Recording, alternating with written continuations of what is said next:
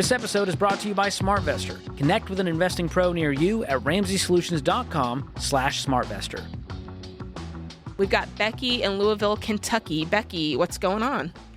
Hi, I just had a question. I am 47, and I was wondering how to get caught up on retirement with $47,000 worth of debt.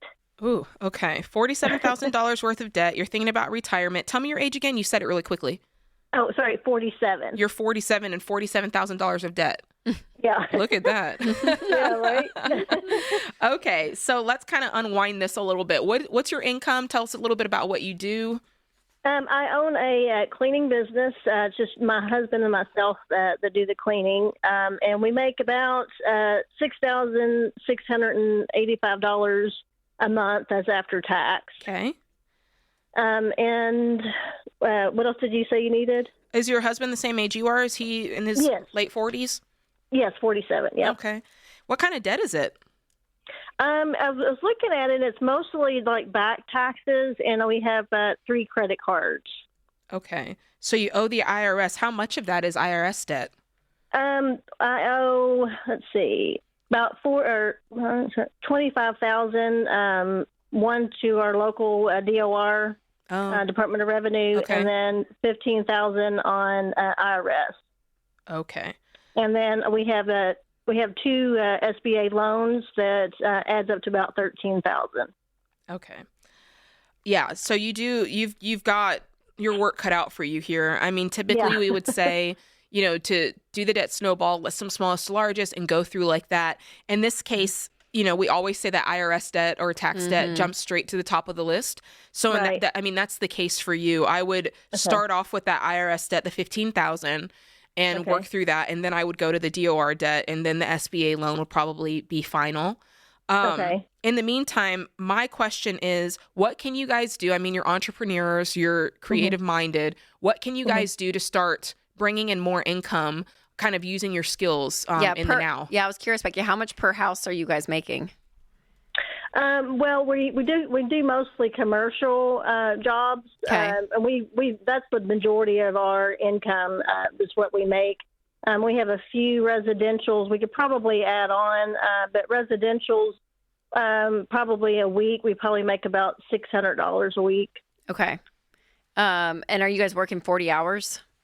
Oh, plus some, yeah. It's usually about 60 hours a week. 60 hours, okay. Yeah. And making 70 combined. Yes. 70, around 70,000, 6,000 a week or a month. Okay. Yeah. Well, when you break it down, you're both working full time, so it comes out to be, $35,000 each that you guys are making per year. And I'm just wondering, because the biggest thing for this is to get your income up. Like what Jade was saying, to get out of this is going to be that's going to be the biggest thing. So I'm just wondering from a time perspective, is there anything spending 40 hours a week, doing something like what else? Because you're spending 60 hours a week is what you're saying is really what it ends up being. So I'm just wondering, what else is out there? Not to close down your business, because I know this is how you guys are making a living. Well, what would it look like to add more and bring other people to help you so you're not, I mean, you guys are only going to have so many hours in the day. Yeah. But to get more clients on, and then you're bringing on people to say, okay. Or upcharge. I mean, have you guys raised your fees in a while? The last time we raised it was last year. Okay. But, I mean, of course, everything is going up, so. I look for ways to offer some sort of, I mean, obviously, raising your prices to meet inflation makes sense, but then you can find premiums that you can add that don't necessarily take a lot more of your time, but it gives you a reason to increase your price, right? So you could look for things like that. You look for things like that. I'd look for other other commercial properties, other personal properties, and then I'd bring on a couple of folks that are because there's always people looking for side hustles. So somebody who wants a house cleaning side hustle can go to you guys, and now you're just taking a percentage of it because you're the one sourcing the work, right? So I think there's a lot here for you to do, but you're going to have to get creative, and you're going to have to pull the trigger on that stuff sooner than later so you can see the impact of that money. Okay. Yeah, so really, Becky, I mean, it's cutting expenses and upping income is what it comes down to. So before even doing anything into retirement, paying off this $47,000 in debt, that's number one goal. And then once you pay that off, be stacking some cash after that for an emergency fund, and then start looking, yes, at retirement. Do you guys have anything saved right now in retirement? I think I've got about 2,000. Okay. Do you have any cash available? Just 1,000 that we, save for emergency fund. Yeah. Okay, that's great. But we do have a big job coming up that's going to give us about $30,000 from the job. Good. You think I should just use all that towards the debt, or should I put some of that in retirement? Use all of it towards the debt, but pay taxes on it first so that you don't. Oh, absolutely, yeah. so that you don't land yourself in this. Yeah, the whole tax thing was like a big not have knowledge in it when we first started. Sure. So yeah, it's just Becky, how do you get more of those jobs? Having someone paying you $30,000, is there more of that out there?